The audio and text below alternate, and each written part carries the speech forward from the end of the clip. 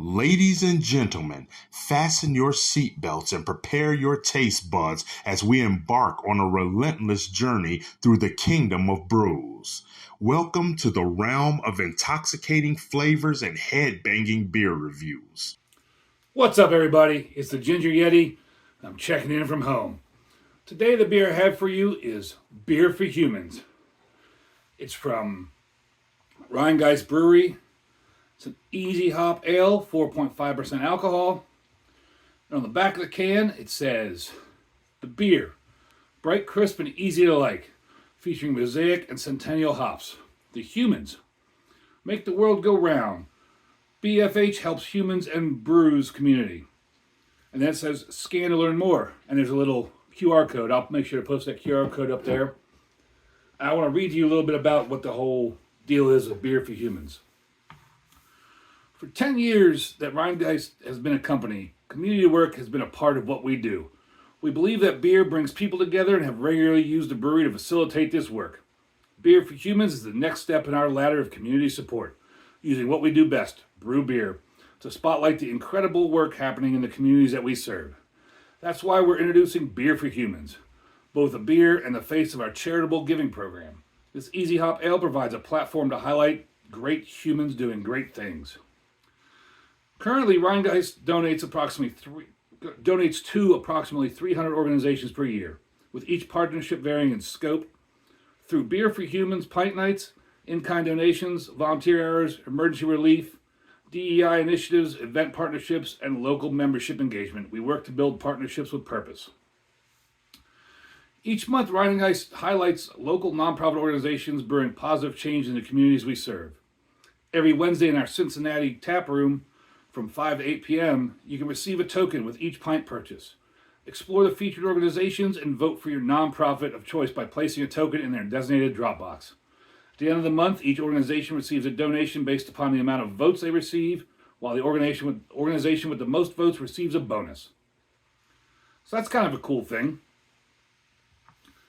They allow the community who's actually drinking the beers to kind of help vote where the money goes. And that's pretty slick. It's a cool program. Now, there's a lot more info if you go on that QR code, and it looks like they donate to everything from outdoor organizations to like men's welfare to you name it. I mean, there was a giant list of places they donate to. Now, I've been to Rheingeist. I went there about 3 years ago down in Cincinnati, Ohio, and that place is massive. I guess it's an old factory building, and the place is just absolutely massive. It's a really cool spot. And then they also have an amazing rooftop beer garden where you see great views of the city of Cincinnati. If you're ever in the Cincinnati region, it's a really, really cool brewery to go check out, especially on a nice sunny day. Go up on that rooftop, drink some beers, and just enjoy the scenery. Now, back to the beer. Beer for Humans. Hopefully this beer doesn't explode.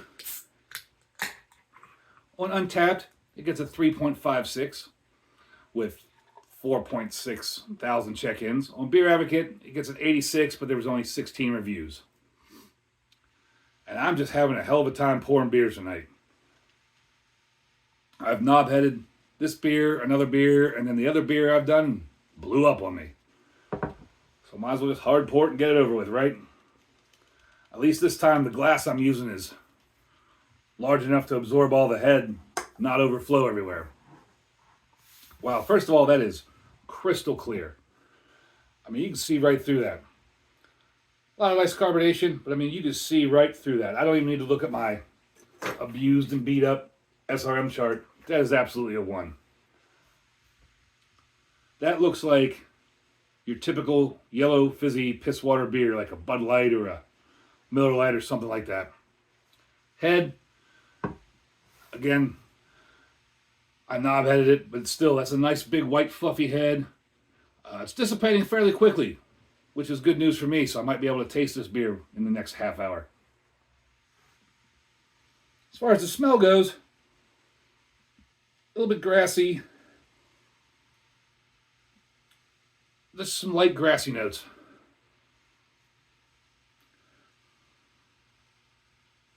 Maybe some crackery, but that's about it. Not a whole lot in the nose. And with further ado, let's get into it. Cheers, everybody.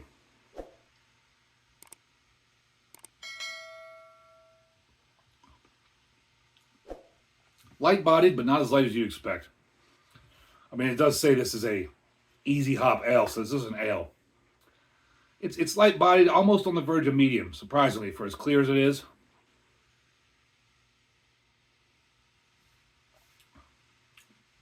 And even though you can see all that carbonation, you don't notice it. As far as the flavor, light hops, maybe some biscuity, crackery notes, but it's just a light hoppy beer. I mean, this would be a good beer to foray into craft beers. If all you do is drink Miller Lite, Bud Light, Coors, that kind of stuff, and you want to expand your horizons and start to venture into craft beers, this would be a good start because you do get some of those hop notes. I mean, you're starting to get towards a pale ale, but it's not quite there. This is definitely a very approachable beer. You got buddies that that's all they drink is the yellow fizzy water. Get them one of these. This might get them to join the adventure in beer. One thing that I read about that I didn't see when I was reading, when I was looking this beer up, they only sell this in 15 packs, which is kind of odd.